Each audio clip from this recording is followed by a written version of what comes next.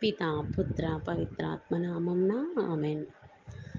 మరియమాత పూజిత మాసము మే నెల 11వ దినము. కన్య మరియ ఎలిజబెత్తమ్మను సందర్శించినప్పుడు 1. దైవ భయమును జాగరూకతయు చూపించెను. 2. మనోవినయమును కనబరిచినది. 3. సోదర ప్రేమను కనబరిచెను. 1.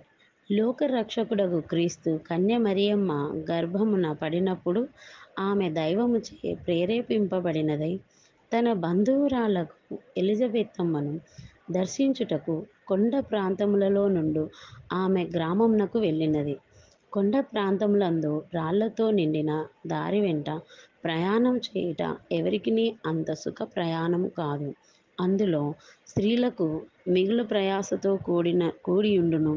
ఇట్టి కష్టమైన ప్రయాణమును చేయుటకు మరియమాత ధైర్యముతో పూనుకొనినదంటే అది దైవ ప్రేరితమే.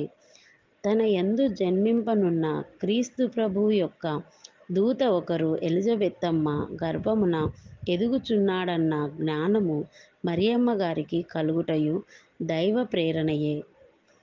దేవుని దూతకు తల్లి కాబోవు ఎలిజబెత్తమ్మ తన బంధువురాలగు ఆమె సేవ చేయుటకై మరియమ్మ గారు ఆసక్తితో గర్భవతియగు ఎలిజబెత్తమ్మ ఇంటికి వచ్చింది. ఎలిజబెత్తమ్మకు సేవ చేయుటలో దైవసేవ కలదను భయము మరియమాత కలిగియుండినది. అందువల్ల మరియమ్మ ఎలిజబెత్తమ్మకు అతి జాగ్రత్తగా సేవలు చేసినది. ఇంటి పనులందు సాయపడినది. మరియమ్మ దేవుడిచ్చిన హెచ్చరికలను భయముతో స్వీకరించి ఎల్లవేళలా ఆయనకు విధేయించి జాగ్రత్తతో దైవనీతి కలిగినదై జీవించి ఆయన సేవలో జ్ఞాన సంతోషము పొందుచుండనది. దైవ సేవ తత్పరులకుండవలసిన గుణమిదియే. దైవ సేవయందు శ్రద్ధ లేని వారు గుణము అందుకు వేరుగా నుండును. వీరు పుణ్యమార్గమును తెలుసుకొనియు దైవ భయము లేక జీవింతురు. దైవ సేవలో విసుగు, అశ్రద్ధ, అజాగ్రత్త లేకుండా అధిక శ్రద్ధ కలిగి విసుగు విరామం లేక కృషింతురు. కానీ ఇట్టి జీవితము మనకెన్నియో చేటులకు మూలమని మరవరాదు. 2. కన్య మరియమ్మ దేవునికి తల్లి కాబోచున్నది. అప్పుడామె ఇహపరముల కర్తయగు మహిమగల సర్వేశ్వరునికి తల్లి యగును. ఇహపరలోకములకు రాణి యనిపించుకొనును. ఇహపరలోకములో మానవుల యొక్కయు పరలోకములో సకల దూత గుణముల యొక్కయు స్తుతికి అర్హురాలు కాబోచున్నది. ఇంతటి మహిమాన్వితురాలైనను తానొక మామూలుగా బంధువురాలిగా సేవ చేయుటకు వచ్చిన సహచరిగా నిగర్వి అయి దీనితో తన బంధువురాలు ఎలిజబెత్తమ్మకు సేవలు చేసినది. దూత చేత స్త్రీలలో ఆశీర్వదింపబడిన వారా అని పిలిపించుకున్న మరియ తన్ను తాను తగ్గించుకొని ఎలిజబెత్తమ్మ ఇంట సేవలు చేసినది. మానవ అహంకారము మరియమాత దీనతకు తలవంచినది.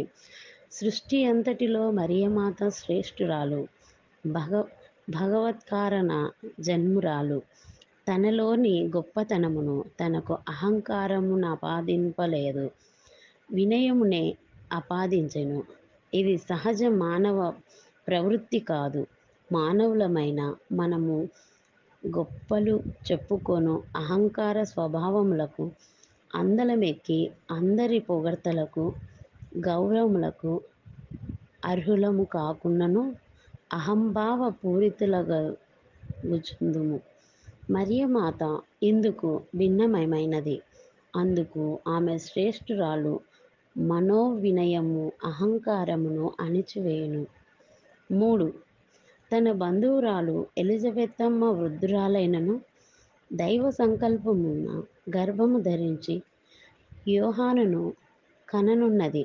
మరియమ్మకు తెలియగనే మరియమ్మ యందు సోదర ప్రేమను పెల్లుబికినది. మదుసలి మరియ గర్భవతి అయిన ఎలిజబెత్తమ్మ తన ఇంటి పనులను ఎట్లు చేసుకొనగలదు అన్న సోదర ప్రేమ మరియమాతతో మొదలినది. ఆమెను ఆదుకొనుటయే తన ప్రేమకు గుర్తు అని మరియమాత తలంచి వెంటనే బయలుదేరి ఎలిజబెత్తమ్మ గ్రామమునకు పోయి ఆమెకు సేవ చేసినది. క్రైస్తవ సోదరులారా, మనమును సాధ్యమైనంత వరకు పరుల అవసరముల యందు తోడ్పడుదుము. విశేషించి నిర్భాగ్యులకు మన సోదరుల ఎడల ప్రేమతో స్నేహభావముతో సహాయపడుటకు ప్రయత్నించుదుము. అద్భుతము. దేవమాతపై భక్తిని వెల్లడించుటకై దేశ దేశములందును ప్రతి పట్టణములందును గ్రామ గ్రామములందును అనేక పుణ్యస్థలములో బ్రహ్మాండమగు దేవాలయాలు, ఆ దేవాలయమందు రమ్యాతి రమ్యములు సుందరములైన దేవమాత పీఠములు కట్టించి ఇండుట మనమెరుగుదుము. అందరికంటే ఎక్కువగా ఇటలీ దేశము యందులో అగ్రగామియని చెప్పుదురు. పూర్వము ఇటలీలోని రోమా నగరము దేవమాతపై భక్తికి పేరుగాంచినది. దేవాలయములందేమి, తమ గృహములందేమి, వీధి ఎందేమి దేవమాత పట్టణములు గాని స్వరూపములు గాని వారు స్థాపించుకొనిరి. దేవమాత పేరిటనే రోమా నగరమున దాదాపు 60 దేవాలయములుండినవి. వీటన్నిటిలో ప్రతి ఏటా ఉత్సవములు జరుగుచుండును. అట్టి దేవాలయంలో మరియమ్మ జోరి అనునది మిక్కిలి ప్రశస్తమైనది. ఈ దేవాలయమునకు వింతయగునొక చరిత్ర కలదు. పూర్వము రోము పట్టణంలో జాన్ ప్రాటిస్ అనునొక ధనవంతుడుండేవాడు. గొప్ప వంశీయుడు. కాని వారికి సంతానం లేకుండెను. అందుచేత తమకు కలిగిన ఆస్తినంతటినీ దేవమాతకై వ్యయము చేయ నిశ్చయించుకొనిరి. తమకు గల ఆస్తిని ఎట్లు వినియోగించవలెనో తెల్పమని ఆ మాతను భక్తితో ప్రార్థించిరి. కొంతకాలమునకు దేవమాత వారి ప్రార్థనలాలకించెను. భార్యాభర్తలిరువురికి పాపపు గారిని ఒకే రాత్రి దేవమాత కలలో కనిపించి తన పేరిట దగ్గరనున్న ఒక కొండపై గుడి కట్టించవలెనని సెలవిచ్చెను. ఆ రాత్రే ఆ కొండపై అమితమైన మంచుగడ్డలు కురిపించియున్నానని గుర్తు తెల్పినది. మరునాడు ఉదయమే పాపుగారు గొప్ప జనసమూహము వెంటరాగా మరియమాత గుర్తు తెల్పిన కొండకు పోయి చూచిరి. అది మంచు కురియు కాలము కాదు. అద్భుత విధమున కురిసిన ఆ మంచు గడ్డలను చూచిరి. మరియమాత తెల్పిన ఆ స్థలమందే పాపుగారు దేవమాత పేరుతో ఒక పెద్ద దేవాలయము నిర్మింపవలెనని నిశ్చయించిరి.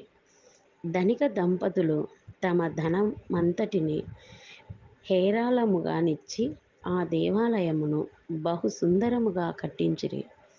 అదియే మరియ మజోరి దేవాలయము.